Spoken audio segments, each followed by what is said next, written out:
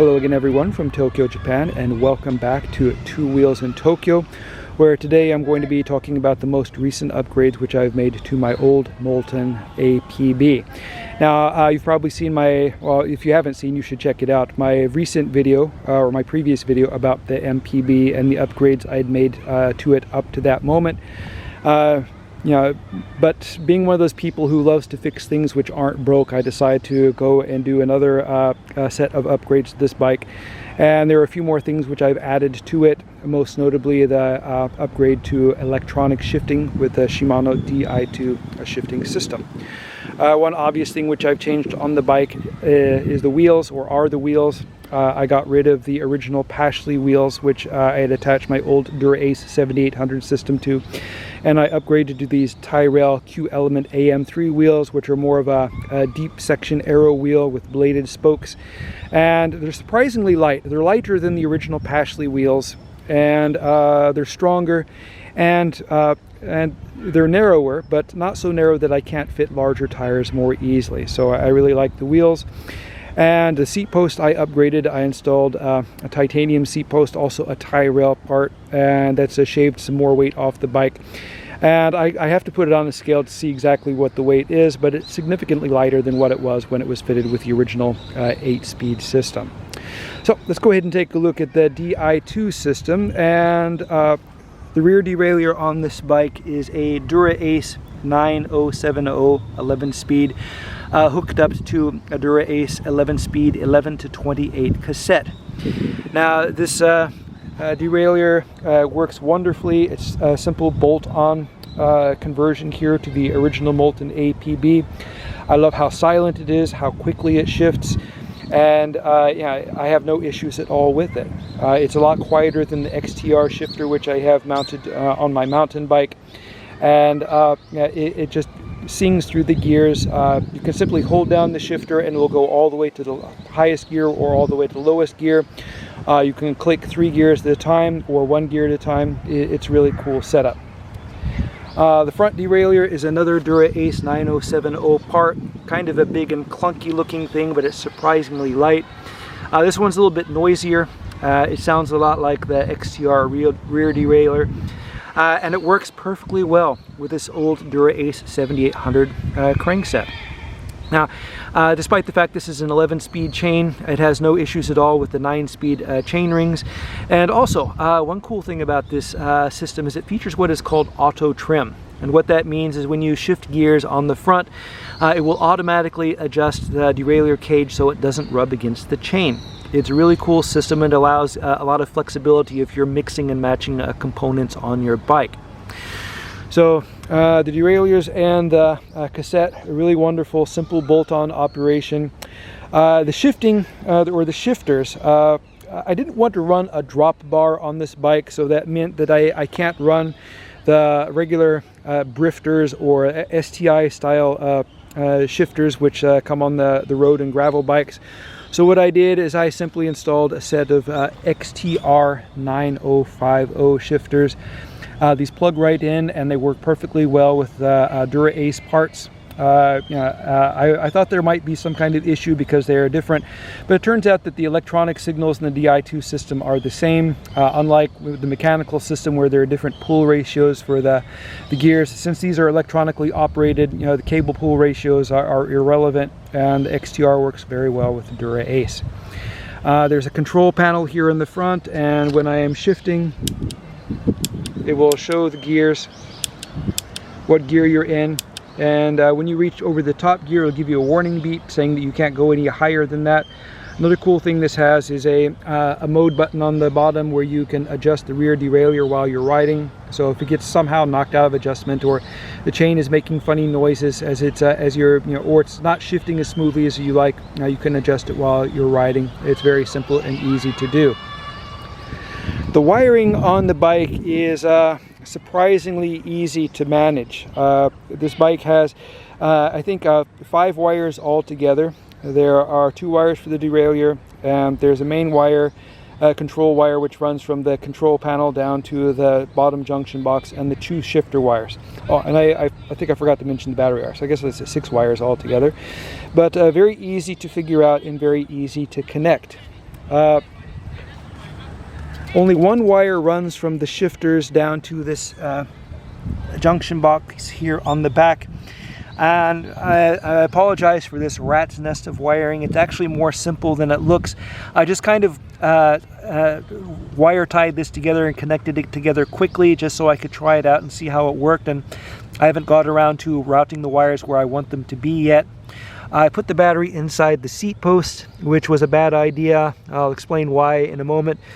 But down here, this second junction block has 4 connections. One connects to the control panel, one connects to the battery, and the other 2 connect to the shifters.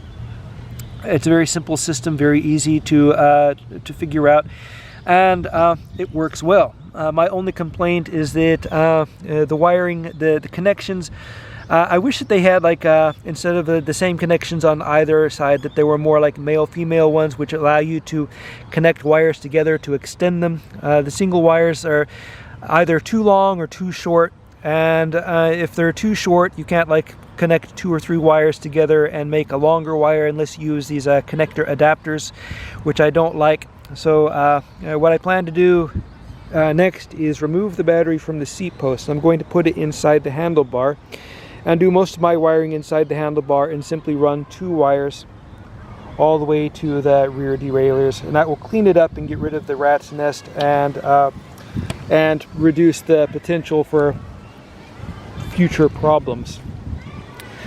So that's it with my modifications so far. I'm very happy with the way the Moulton works with Di2 shifting.